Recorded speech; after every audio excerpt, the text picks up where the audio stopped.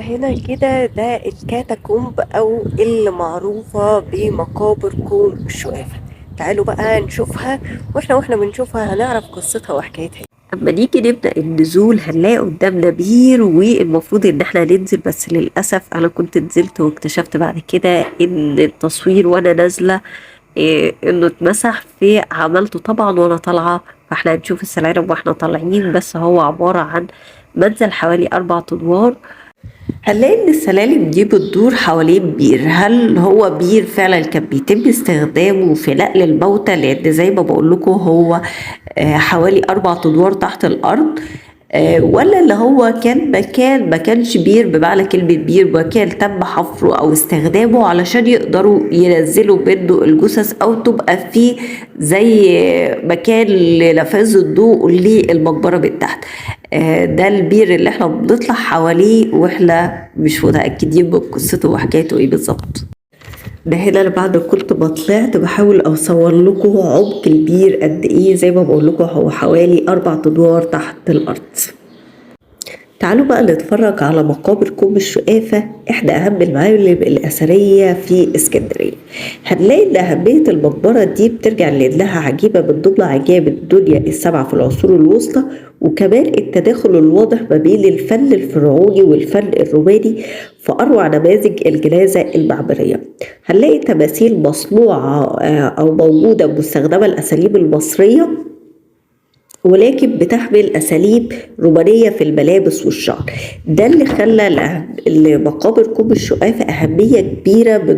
طبعا واحنا لما بننزل بالسلالم اول حاجه هتقابلنا المقبره الرئيسيه، واللي هي اقدم جزء في المقبره، بيرجع تاريخها تقريبا الى اواخر القرن الاول أو وسط القرن الثاني في عصر الاباطره الانطوانيين. وهنلاقي ان ده باين قوي في التداخل ما بين الرسومات اللي موجوده والبرزه اللي احنا شايفينها قدامنا. تداخل فن كبير قوي ما بين الفن المصري القديم والفن اليوناني. تعالوا بقى نتجول شوية في المقبرة علشان نعرف تفاصيل أكتر عنها.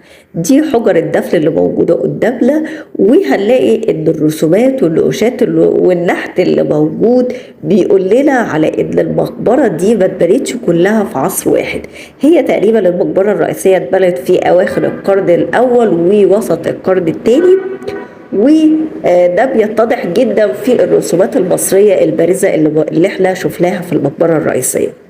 كمان هنلاقي ان تم اكتشاف عملات بترجع الى عهد ترايبان وعهد كلونيوس الأصغر. ده بيدل على إن معنى كده إن المقبرة كانت بتستخدم لحد القرن الرابع الميلادي، وبعد كده تم إهمالها. تخطيط المقبرة بيقول لنا إن المقبرة كانت خاصة بعائلة ثرية، وكانت بتستخدمها في الدفن للأسر بتاعتها.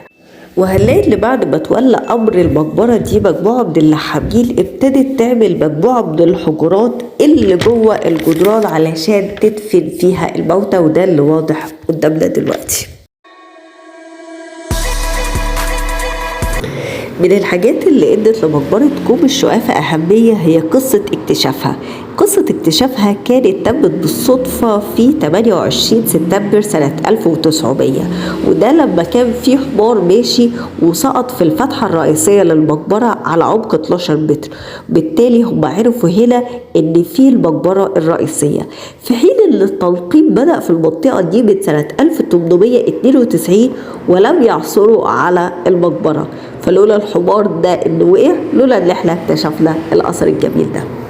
اما نكمل باقي جولتنا في المقبره، احنا لسه برضه نازلين او بنلف حوالين البير اللي انا قلت لكم عليه اللي ظهر معانا في اول الفيديو. هنلاقي ان فعلا المقبره دي ما تمش بنائها في مره واحده، وده اللي بيتضح لينا كل ما ننزل اكتر وكل ما بنتجول اكتر في المقبره. غرف الدفن اللي موجوده، النماذج اللي موجوده من الزخارف دي بتؤكد لي ان المقبره فعلا ما تمش بنائها مره واحده.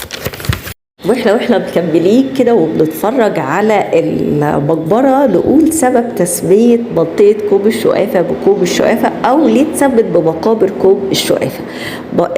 كوم الشقافة أو الكلمة دي بترجع لكثرة بقايا الفخاريات اللي كان بيسيبها الناس لما بييجوا يزوروا أهاليهم المدفونين هنا.